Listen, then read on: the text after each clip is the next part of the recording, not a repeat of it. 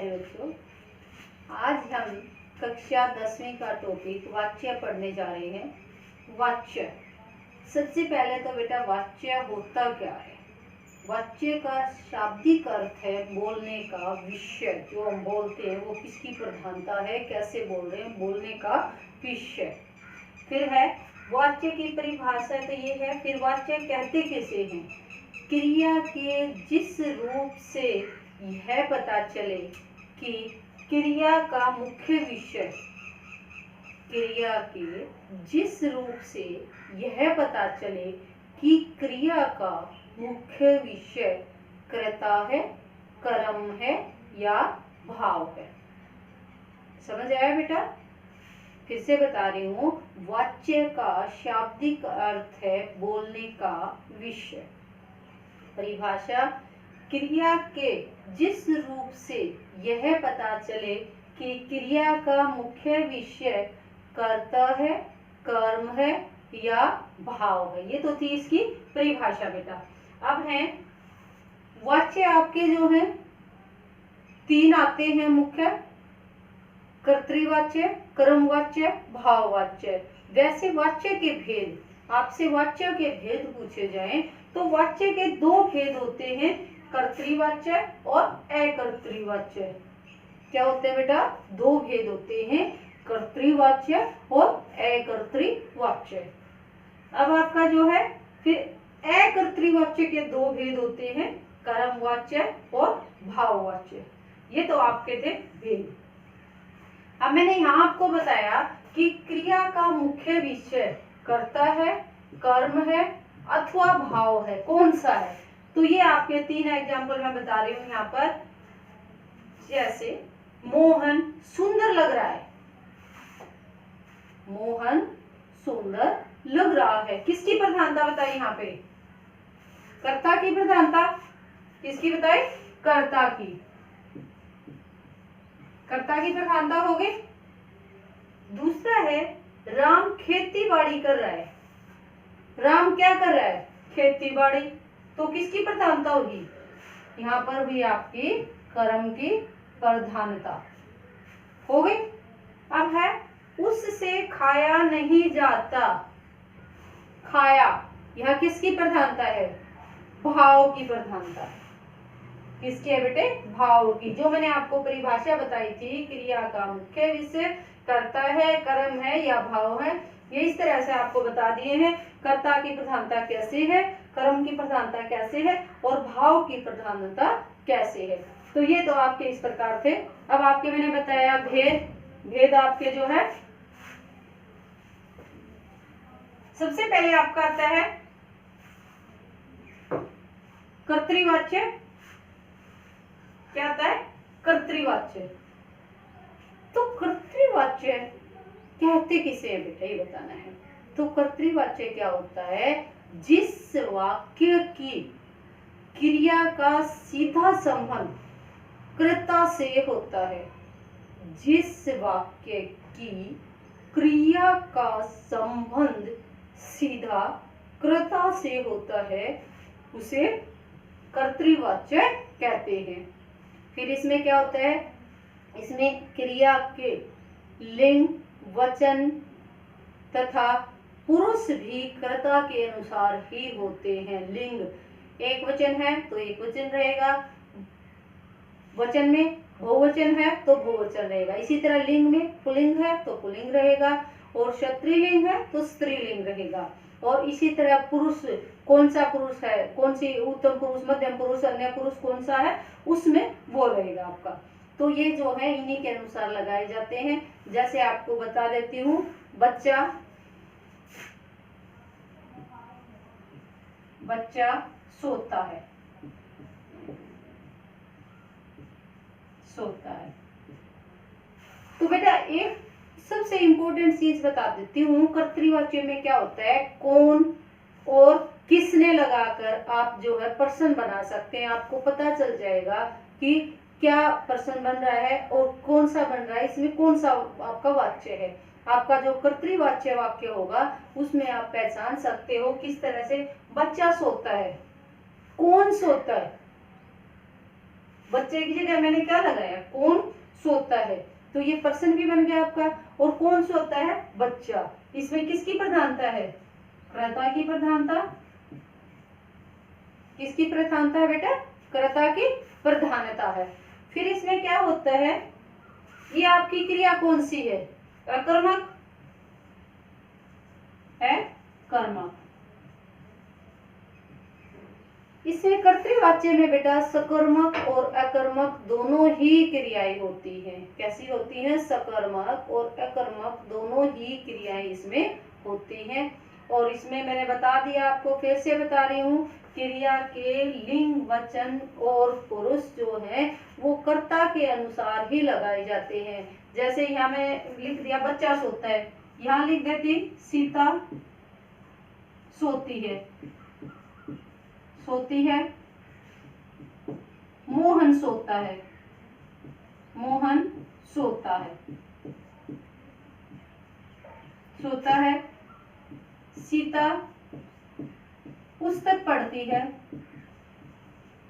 पुस्तक पढ़ती है। मोहन पुस्तक पढ़ता है, पढ़ता है। बेटा इसमें क्या है, देखो आपको सबसे पहले तो ये बता देती हूँ, जैसे मैंने बताया आपको, सीता सोती है, ये स्त्रीलिंग है, ये भी स्त्रीलिंग हो गया। मोहन सोता है, पुल्लिंग, पुल्लिंग हो गया। फिर ये दोनों ही आपकी अकर्मक क्रिया है। कौन सी क्रिया है, अकर्मक क्रिया।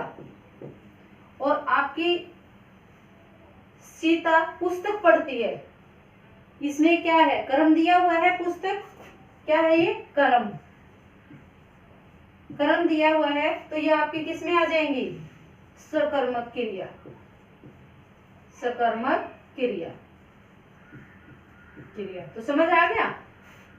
यहाँ भी वही बात है, पुल्लिंग के साथ पुल्लिंग है। इसी तरह जो है अगर संख्या आती है, वचन आते हैं, तो जहाँ एक वचन होता है वहाँ एक वचन रहता है, बहुवचन होता है वहाँ बहुवचन रहता है। ये तो था बेटा आपका कर्तृवाच्य।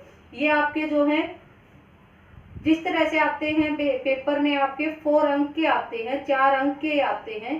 4 अंक में आपके किस तरह के वाच्य आते हैं वो आपको जब सभी हो जाएंगे तो उस समय मैं आपको बताऊंगी, जब तीनों आपके जो है वाच्य कंप्लीट हो जाएंगे, डेफिनेशन तो किस तरह से आते हैं। अब दूसरा है बेटा आपका, इसका भेद जो है अकर्तृवाच्य। अकर्तृवाच्य क्या होता है, इसमें कर्ता की प्रधानता नहीं होती। किसकी प्रधानता नहीं होती, अकर्तृवाच्य में कर्ता की प्रधानता नहीं होती। कर्ता इसमें गौण होता है, नामात्र होता है, कर्ता नहीं होता है, कोई प्रधानता नहीं होती है उसकी, वो अकर्तृवाच्य कहते हैं। अब अकर्तृवाच्य के 2 भेद हैं, तो दोनों में कर्मवाच्य, भाववाच्य, दोनों में ही आपकी जो है कर्ता की प्रधानता नहीं आएगी, कर्ता की प्रधानता नहीं आएगी। ये आपका जो है कर्मवाच्य। अब आपका आता है कर्मवाच्य किसे कहते हैं, तो कर्मवाच्य किसे कहते हैं बेटा, कर्मवाच्य में क्या होता है, जिस वाक्य की क्रिया का संबंध कर्म से होता है, जिस वाक्य की क्रिया का संबंध कर्म से होता है। समझ आ गया बेटा, जिस वाक्य की क्रिया का संबंध किससे होता है, कर्म से होता है, अर्थात वाक्य में कर्म की प्रधानता होती है, उसे कर्मवाच्य कहते हैं। समझ आ गया सबको। इसमें लिंग, वचन एवं पुरुष कर्म के अनुसार होते हैं, जो कर्म होता है उसी के अनुसार लिंग, वचन और पुरुष इसमें आते हैं। जैसे गीता खाना खाती है, गीता खाना खाती है, क्या है ये, गीता खाना खाती है। ये मैंने क्या बनाया आपका, कौन सा वो बनाइए, किसकी प्रधानता है ये आपकी, गीता खाना खाती है, ये आपका जो है कर्तृवाच्य हो गया। इसी को हम जो है, एक तो आपके बेटा इस तरह से आते हैं, जैसे यहाँ आपका आ गया वाच्य भेद, वाच्य भेद आ गया। तो यहाँ मैंने आपको कर्तृवाच्य पहले करवा दिया। गीता खाना खाती है, कौन खाना खाता है? गीता। किसकी प्रधानता आ गई? कर्ता की प्रधानता। तो यहाँ आपका क्या है? कर्तृवाच्य हो गया। इसी को हम जो है यहाँ लिख सकते हैं कर्मवाच्य बनाइए, कर्मवाच्य, कर्मवाच्य में बदलिए। तो कर्मवाच्य में कैसे बनाएंगे इसको? गीता द्वारा खाना खाया जाता है, गीता के द्वारा, गीता के द्वारा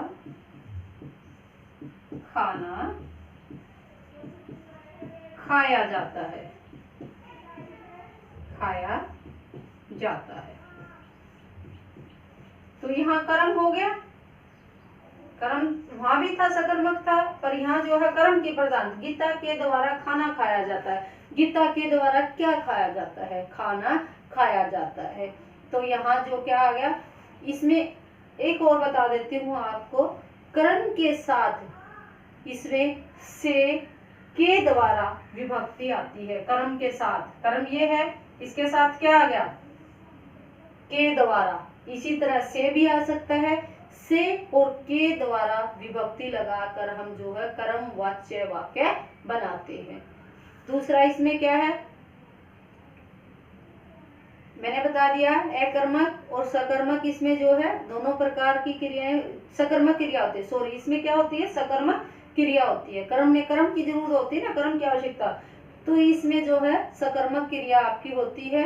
जैसे मैंने बताया था, गीता खाना खाती है, गीता के द्वारा खाना खाया जाता है, ये आपका कर्मवाच्य में हो गया। इसी तरह जैसे सोहन पुस्तक पढ़ता है, सोहन पुस्तक पढ़ता है। बेटा साथ ही साथ आपके बोर्ड में जिस तरह से आते हैं वो बता देती हूँ। जैसे ये आ गया, सोहन पुस्तक पढ़ता है, यहाँ पूछा गया वाच्य भेद, कि वाच्य का भेद बताइए। तो कौन सा वाच्य है ये? कर्तृवाच्य। कौन सा वाच्य है? कर्तृवाच्य। हो गया वाच्य भेद आपका, आया समझ में? इसके बाद आपका आ जाए यहाँ पे कर्मवाच्य में बदलिए, जैसे मैंने पहले बनाया था कर्मवाच्य। सोहन पुस्तक पढ़ता है, सोहन द्वारा पुस्तक पढ़ी जाती है, सोहन द्वारा पुस्तक पढ़ी जाती है, सोहन द्वारा पुस्तक पढ़ी जाती है। तो यहाँ सोहन के द्वारा क्या पढ़ी जाती है? पुस्तक पढ़ी जाती है। किसकी प्रधानता हो गई यहाँ पर? कर्म की प्रधानता। सोहन पुस्तक पढ़ता है, कौन पुस्तक पढ़ता है? सोहन। यहाँ किसकी प्रधानता हुई? आपकी कर्ता की प्रधानता। तो बेटे कर्तृवाच्य, कर्मवाच्य अच्छे से समझ आए होंगे। नेक्स्ट आपका है बेटा भाववाच्य। अकर्तृवाच्य के दो भेद हैं, कर्मवाच्य और भाववाच्य। अब भाववाच्य किसे कहते हैं? जिस वाक्य की क्रिया का संबंध भाव से होता है, जिस वाक्य की क्रिया का संबंध भाव से होता है। कर्ता में किससे था? क्रिया, कर्तृवाच्य में कर्ता से। कर्म में किससे था? कर्मवाच्य में कर्म से। और भाववाच्य में क्या है? जिस वाक्य की क्रिया का संबंध भाव से होता है उसे भाववाच्य कहते हैं। और एक और बात बता देती हूँ बेटा, भाववाच्य में जो है क्रिया स्वयं प्रधान होती है। क्या होती है? क्रिया स्वयं प्रधान होती है। और इसमें अकर्मक क्रिया आती है। क्या आती है? अकर्मक क्रिया आती है। और इसमें जो है से द्वारा विभक्ति लगाई जाती है। जब हम बदलते हैं कर्तृवाच्य से या कर्मवाच्य से भाववाच्य बनाते हैं तो से के द्वारा विभक्ति लगाई जाती है। फिर से बता देती हूँ भाववाच्य एक बार। जिस वाक्य की क्रिया का सीधा संबंध भाव से होता है उसे भाववाच्य वाक्य कहते हैं। भाववाच्य में क्रिया स्वयं प्रधान होती है। हो गया। फिर भाववाच्य में अकर्मक क्रिया होती है। इसके बाद इसमें क्या है? से द्वारा विभक्ति लगती है, जो बदलते हैं हम। और इसमें जो एक मेन बात है वो बता देती हूँ, भाववाच्य में क्रिया जो है वो सदा अन्य पुरुष, एक वचन और पुल्लिंग में रहती है। सबसे इम्पोर्टेंट चीज है बेटा, भाववाच्य की पहचान सबसे इम्पोर्टेंट। भाववाच्य वाक्यों में क्रिया सदा अन्य पुरुष, एक वचन और पुल्लिंग में रहती है। समझ आया सभी को? जैसे भाववाच्य का एग्जाम्पल बता देती हूँ, उससे, उससे, उससे नहीं चला जा सकता, उससे नहीं चला जा सकता।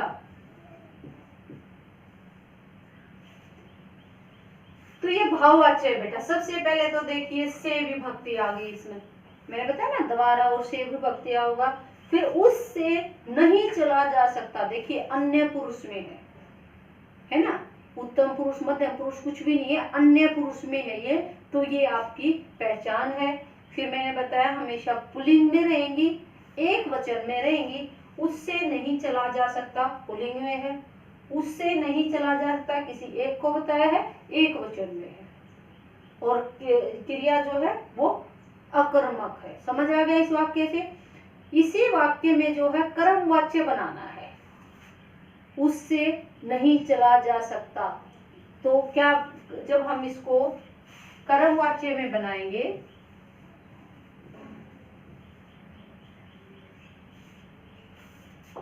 तो क्या बनाएंगे? मेरे द्वारा चला नहीं जाता है। क्या बनाएंगे इसका? मेरे द्वारा चला नहीं जाता है, चला नहीं जाता है, जाता है। यहाँ क्या दे दिया? यहाँ कर्म की प्रधानता दे दी ना, तो यहाँ क्या बन गया आपका? कर्मवाच्य बन गया। उससे नहीं चला जा सकता, इसका कर्मवाच्य क्या बन गया? मेरे द्वारा चला नहीं जाता है। इसी तरह एक और बता देती हूँ, जैसे